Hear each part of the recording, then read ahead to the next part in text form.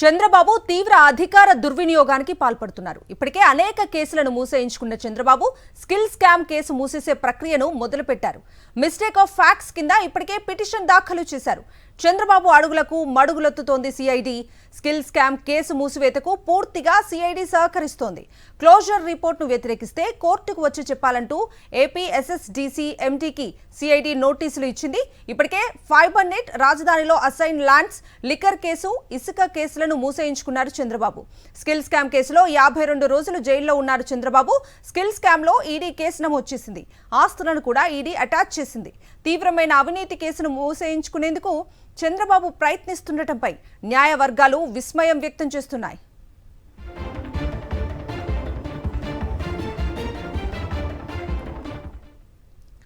ఇదే అంశానికి సంబంధించి పూర్తి డీటెయిల్స్ అందించడానికి మా ప్రతినిధి సతీష్ లైవ్ లో జాయిన్ అవుతున్నారు. సతీష్,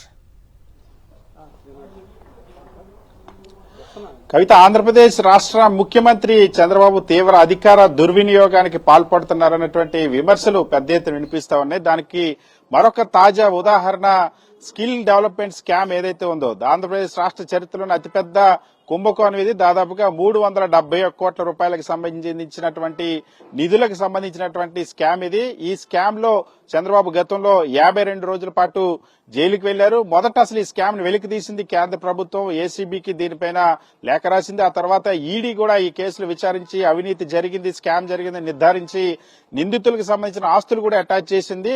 దీనికి సుప్రీంకోర్టు వరకు కూడా దీనిపైన గతంలో వాదన జరిగిన తర్వాత చంద్రబాబుకు సంబంధించినటువంటి స్క్వాష్ పిటిషన్ కి సంబంధించిన కూడా వాదనలు జరిగాయి. సో ప్రాథమిక ఆధారాలు ఉన్నాయని నిర్ధారించారు. అయితే ఈ కేసులు ఇప్పుడు అనూహ్యంగా చంద్రబాబు అధికారంలోకి వచ్చినప్పటి నుండి వరుసగా తన కేసులు క్లోజ్ చేసుకుంటూ వస్తా ఉన్నారు. ఇప్పుడు ఈ కేసులో కూడా క్లోజర్ పిటిషన్ ని దాఖలు చేశారు. దాఖలు చేయడమే కాదు, ఎవరైతే స్కిల్ డెవలప్మెంట్ డిపార్ట్మెంట్ కి సంబంధించినటువంటి ఎండీకి నోటీసులు ఇచ్చారు. ఈ కోర్టులో ఈ క్లోజర్ రిపోర్ట్ మీరు వ్యతిరేకిస్తే వచ్చి చెప్పాలంటూ నోటీస్ ఇచ్చారు. దీంతో ఇప్పుడు మరొక స్కామ్ ని క్లోజ్ చేసుకునేందుకు, కేసును క్లోజ్ చేసుకునేందుకు చంద్రబాబు ప్రయత్నిస్తారన్న విషయం స్పష్టమైంది.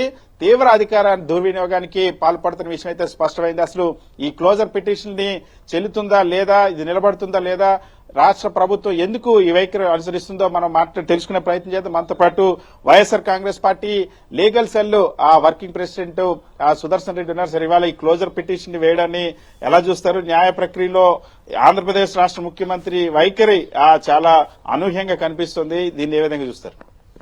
చంద్రబాబు నాయుడు గారికి ఇదేమి కొత్త కాదు. అనేక రకాలైనటువంటి కేసులను ఇంతకు ముందు కూడా మాఫీ చేసుకున్నటువంటి ఘన చరిత్ర ఎవరికైనా ఉందంటే ఈ రాష్ట్రంలో చంద్రబాబు నాయుడు గారికి. ముఖ్యంగా స్కిల్ డెవలప్మెంట్ కేసు ఉన్నటువంటి కేసుల్లో ఇది చాలా ప్రధానమైన కేసు. ఎందుకంటే చంద్రబాబు గారు 2014లో అధికారంలోకి వచ్చిన వెంటనే యువతకందరికీ కూడా యువత నైపుణ్యాన్ని పెంపొందించే క్రమంలో స్కిల్ డెవలప్మెంట్ ను అభివృద్ధి చేయాలనేటువంటి ఆలోచనతో కొంత ఫండ్స్ ను ఆ రోజు ఆ స్కిల్ డెవలప్మెంట్ సంస్థకు కేటాయించడం, ఆ కేటాయించినటువంటి నిధులన్నీ కూడా డొల్ల కంపెనీల రూపంలో కూడా మొత్తం అంతా కూడా తన ఖాతాల్లోకి మళ్లించుకున్నటువంటి వైనాన్ని మనం 2014లో ప్రారంభమైతే 2017 వరకు జరిగినటువంటి అనేక రకాలైనటువంటి కార్యక్రమాల్లో ఆ నిధులన్నింటినీ కూడా కొల్లగొట్టడం జరిగింది. దానికి సంబంధించి ఒక అజ్ఞాత వ్యక్తి అప్పుడున్నటువంటి ఇన్వెస్టిగేటింగ్ ఏజెన్సీకి ఫోన్ చేసి ఇట్లా మీరు ఒప్పందాలు కుదుర్చుకున్నటువంటి కంపెనీ సిమెన్స్ సంస్థ ఏదైతే జర్మన్ చెందినటువంటి సిమెన్స్ సంస్థ ఏదైతే ఉందో ఆ సంస్థకు ఫోన్ చేసి మీ డబ్బులన్నీ కూడా ఇట్లా అక్రమ మార్గంలో వెళ్లిపోతున్నాయి అని అంటే వాళ్ళు ఒక్కసారిగా అలర్ట్ అయిపోయి వాళ్ళు దీని మీద విచారణకు ఆదేశించడం.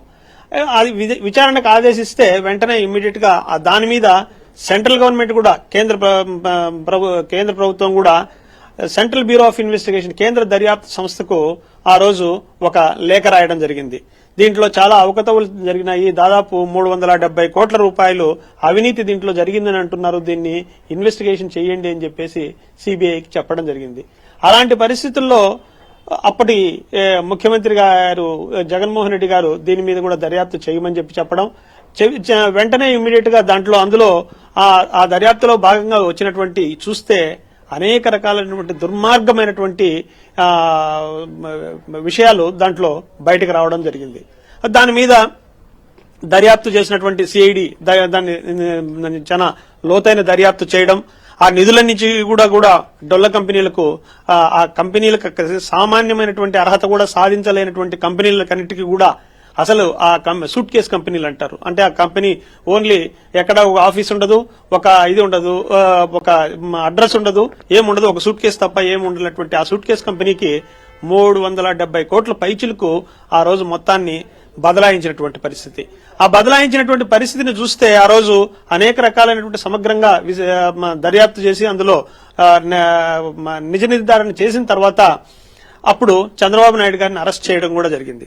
అరెస్ట్ చేసినటువంటి చంద్రబాబు నాయుడు దాదాపు 52 రోజుల పాటు జైల్లో ఉండడం కూడా జరిగింది. మనం అందరం కూడా చూసాం. జైల్లో ఉన్నప్పుడు అతను నా మీద కేసు లేదు, నేను కేసులో ముద్దాయిని కాదు, నేను కేసులో నా మీద ఆధారాలు లేవు అని చెప్పేసి ఆ రోజు చంద్రబాబు నాయుడు గారు ఆ రోజు డిఫెండ్ చేసుకోవాలి అతని కేసు. తనకేదో ఆరోగ్య సమస్యలు ఉన్నాయని, ఆ సమస్యలను అతిక్రమించే దానికోసం నేను వెంటనే నాకు ఆపరేషన్ అవసరం అవుతుంది, ఆ ఆపరేషన్ కోసం నాకు బెయిల్ ఇవ్వండి అని చెప్పేసి అడిగినటువంటి పరిస్థితులు కూడా మనం చూసాం. ఆ క్రమంలోనే అతనికి కోర్టులు కూడా బెయిల్ ఇవ్వడము, అతనికి ఉన్నటువంటి వయసు రీత్యా ఆరోగ్య పరిస్థితుల రీత్యా ఆ రోజు బెయిల్ ఇస్తే అక్కడి నుంచి కూడా ఆ కేసుల నుంచి బయటికి రావడం జరిగింది. సరే, తర్వాత జరిగినటువంటి పరిణామాలు మనం చూసాం. ప్రభుత్వాలు మారినాయి.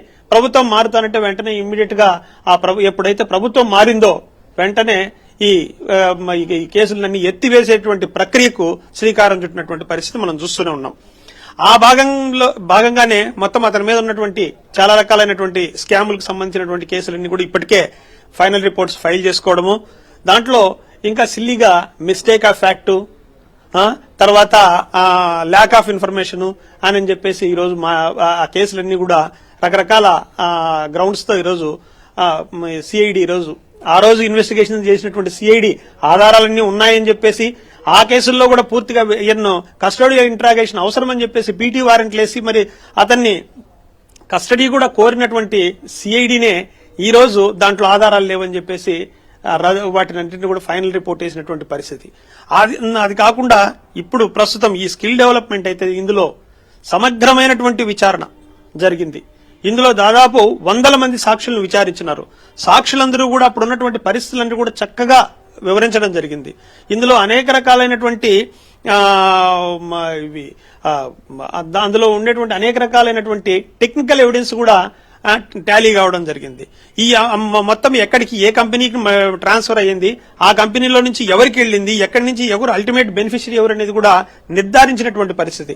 ఆ క్రమంలో అలాంటి కేసును కూడా ఈ రోజు మాఫీ చేయించుకునేటువంటి పరిస్థితికి ఈ రోజు ఈ ప్రభుత్వం వచ్చింది. ఈ దర్యాప్తు సంస్థలు కూడా దానికి సహకరిస్తున్నాయి అంటే ఇంకా ఇక్కడ ఉన్నటువంటి అధికార దుర్వినియోగం తీవ్రంగా పరాకాష్ఠకు చేరినటువంటి పరిస్థితి రాష్ట్రంలో మనకు కనిపిస్తోంది. ఇలాంటి పరిస్థితుల్లో ఇలాంటి కేసులను కన్నా ఒకసారి దయచేసి నేను అందరికి ఇన్వెస్టిగేటింగ్ ఏజెన్సీస్ గానీ ఈ భారత ప్రభుత్వంలో ఉన్నటువంటి అన్ని ఏజెన్సీలకు కూడా రిక్వెస్ట్ చేసేది ఏమంటే ఇలాంటి కేసులను గన మాఫీ చేసినటువంటి పరిస్థితి కనుక కనపడితే ఇంకా ఆర్థిక నేరాలను ఈ దేశంలో నియంత్రించడం అనేది భవిష్యత్తులో అసలు జరిగేటువంటి పరిణామం కాదని, ఇది చాలా భవిష్యత్తు తరాలకు చాలా నష్టం వాటిల్లేటువంటి భవిష్యత్తు తరాలకైతేనేమి భారతదేశానికైతే నష్టం జరిగేటువంటి పరిస్థితి అని చెప్పేసి కూడా తెలియజేస్తున్నాం. ఖచ్చితంగా ఇది ఒక తీవ్రమైనటువంటి అధికార దుర్వినియోగమే. అధికార దుర్వినియోగంతో చంద్రబాబు తనపైన కేసులు క్లోజ్ చేయించుకుంటున్నారని సుదర్శన్ రెడ్డి ఆవేదన వ్యక్తం చేస్తున్నారు. Right Satish, thank you.